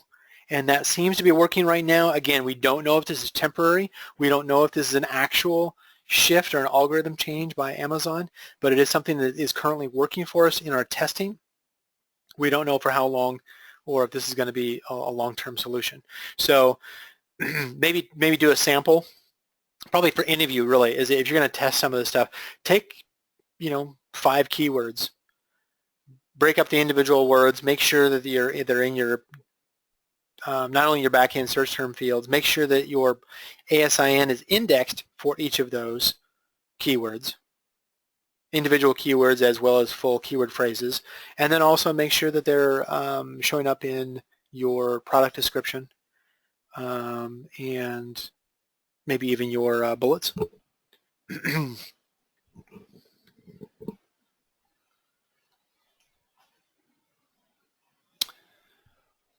Let's see here. There could be a number of other reasons as far as, oh, you know what, actually, Heather, let me kind of go, I'm sorry. Kind of rereading actually your question here. You're saying specifically it's like, okay, it's selling well organically, but your PPC conversions stink. So your conversions specifically. So my question would be, like, think as far as the sales process here. You figure there's going to be ad impressions as far as whether or not your ad is going to be shown to shoppers. Amazon makes a match between your product ad and what the customer is searching for. You have the click-through rate, which is the connection between what the shopper is searching for and what they see your ad is representing. In other words, do they consider your ad to be relevant to what they are searching for, which may not be in the terminology they use, it may be only in their head. And then once you get past click-through rate, then the conversion rate is usually as a result of what your, how compelling of an offer that you have on your product detail page. So identify where the breakdown is. If it's consistently in the same location across multiple search terms or multiple keywords, then you probably have a challenge that you need to address as far as either if it's a click-through rate problem, where you have very low click-through rates across your top 10 search terms as an example, then there's probably a disconnect between what your ad, your image, your title, your review count, your price is communicating to that shopper who sees your advertisement and is perhaps dismissing it. If you have a decent click-through rate, that 0.4 to 0.8% range, kind of what I go off of, or even higher, but then your conversion rate sucks. If it's too high, but you have if you have a really high click-through rate but zero conversion rate, that could actually be click fraud if it's focused in on specific keywords. So something to be aware of. I addressed that in the troubleshooting video for this week. But there may be other issues as far as if you're getting a lot of people liking your ad and clicking through on your ad, but then getting to your product detail page and then not purchasing your product, then it could be a combination of something. Keep in mind is that from an e-commerce standpoint, a shopper that is either confused or lost my train of thought, that is either confused or unconvinced, unconvinced is not the word, either has doubt or, darn it, I lost it. I covered it actually in one of the videos, but basically if a shopper is, if a shopper is either confused or has doubt, they're not going to purchase. And so if there's, kind of go through and read through your look at your image, look at your, read your title, look through, read through your bullet points in your description. Is there anything in there that's basically signaling a, something that like is confusing or may create doubt in somebody who's looking at your product? Consider how your price is compared to other ones. Check to see if you've got any one-star reviews that just came in, because a lot of people go in, they go and they check to see what the reviews are, and if you just had a one-star review this week, that is known for killing conversions pretty well. Usually that affects both advertised or both sponsored and organic, but yeah, so kind of check the different flows, check the impressions, click-through rate, and then conversion rate.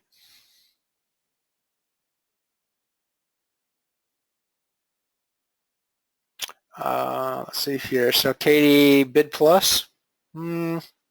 They've got enough people who have used Bid Plus that it used to be that you could turn on Bid Plus and you could have 10 to 20 keywords that would get ranked and they would happily spend your money.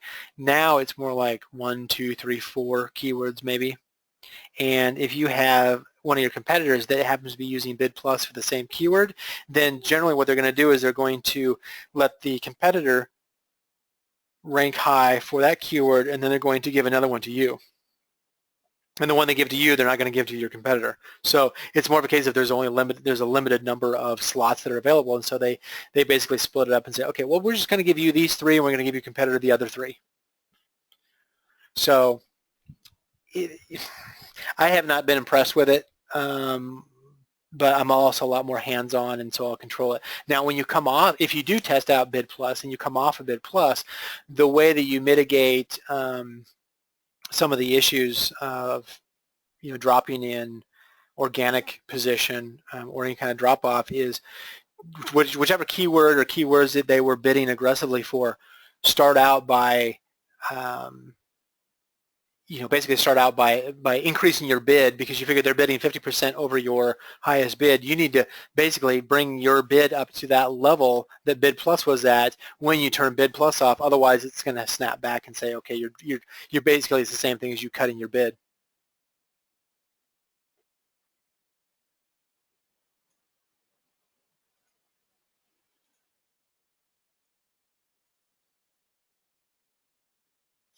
Let's see here.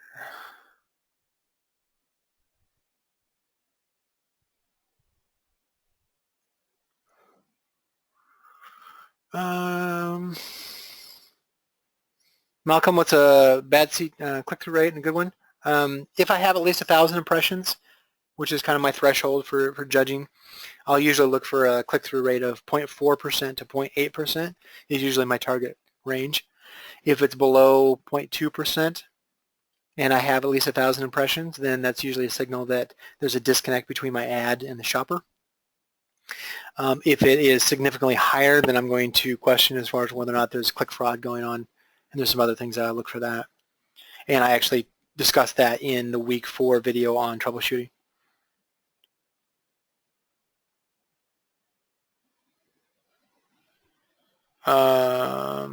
So Katie, so for first page, it's kind of mandatory now to have Bid Plus on. I mean, Bid Plus is a top inline ad first page feature. If you can't gain it yourself, as far as the first position, then Bid Plus may work for you. Depends on how many competitors are going after the same thing.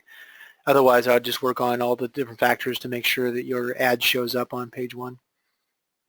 And honestly, you really don't want to be in position 1 or 2 anyway, because those are usually 2 to 3 times more expensive on a cost per click basis compared to, say, a right rail or any of the other inline ads.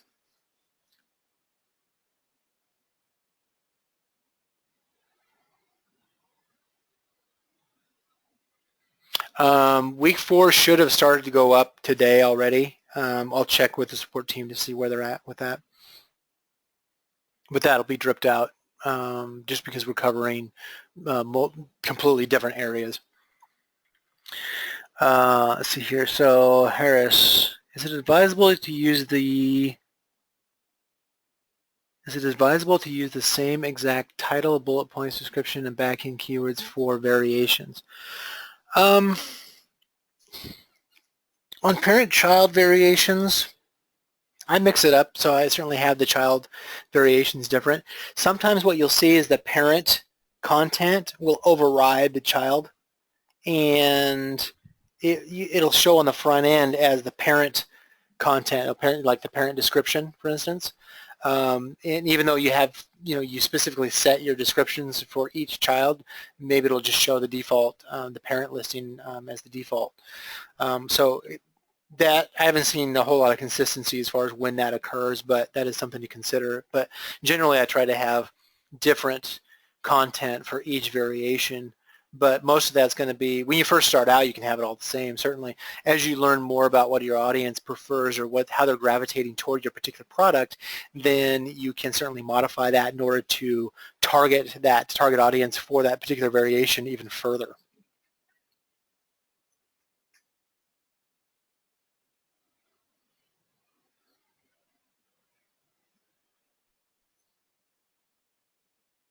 As far as performance between different variations, yeah, I mean, Amazon's taking into consideration a couple of things. One is assuming that you have them in the same campaign, then they would be on par, but because you don't have any sales history or click history on that particular product, on the new product, then it's going to go after it's going to prefer to show the product that it knows is actually going to convert or is going to get the click-through on the advertisement. So generally they'll weight it. They'll try to balance the two between two child variations, one that's been around for a while and compared to a new variation that you add into the same campaign. But still, one of the factors they're going to look at is what's their confidence level that it's actually going to get a click-through on the ad or is going to convert. And the one that has the most history and experience is the one that they're going to trust more. The way you would get around that is you'd have to split it out into, well, first of all, you can put them into their own, in the same campaign, you can split them out, each variation SKU into their own ad group, and then bid more aggressively on the new ad group.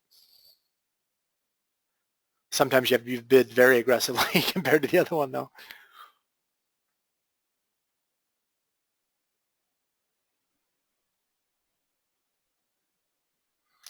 Jeff, as far as where do you turn on Bid Plus, it's not available for every account. However, you're going to see that at the campaign level. So if you go into a specific manual campaign into the ad settings or the campaign settings,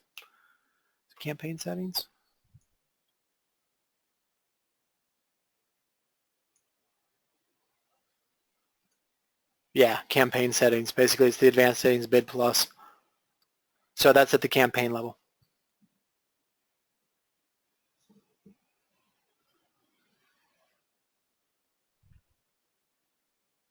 Does Sponsored Products Academy have a Facebook group? Yes, that's the VIP group. So there's not one for, you're either in VIP or you're not. So that's kind of the difference. Most of the students are in the VIP group as well. All right, Jeff, thanks. Yeah, I understand. Yeah, family summons us to get off the phone and everything, so have a good one. I think that's probably gonna wrap it up. Do we have any last questions that I can address? We're at the two-hour mark now.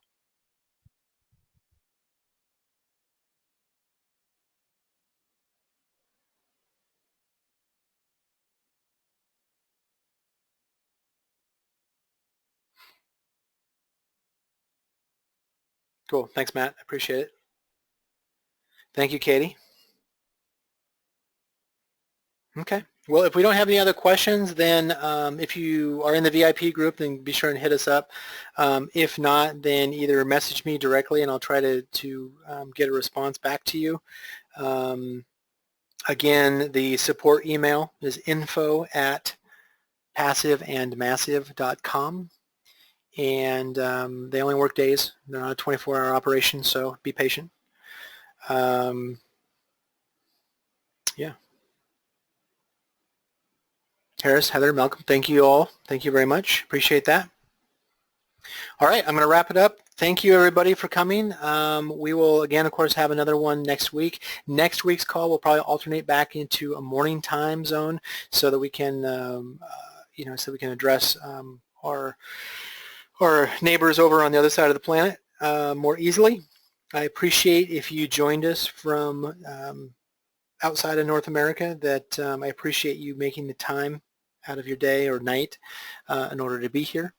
This will be recorded and posted up to the week 3, actually no, into the Q&A section, I guess, within the Academy so that you can listen to it later.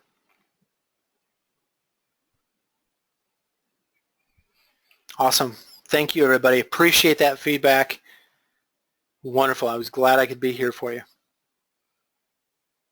All right. Again, one last request is that whatever constructive feedback you have regarding the course, anything that I skipped over too briefly or was a little bit vague, make sure that you communicate that up to me, through Facebook, through Brian at ppcscope.com.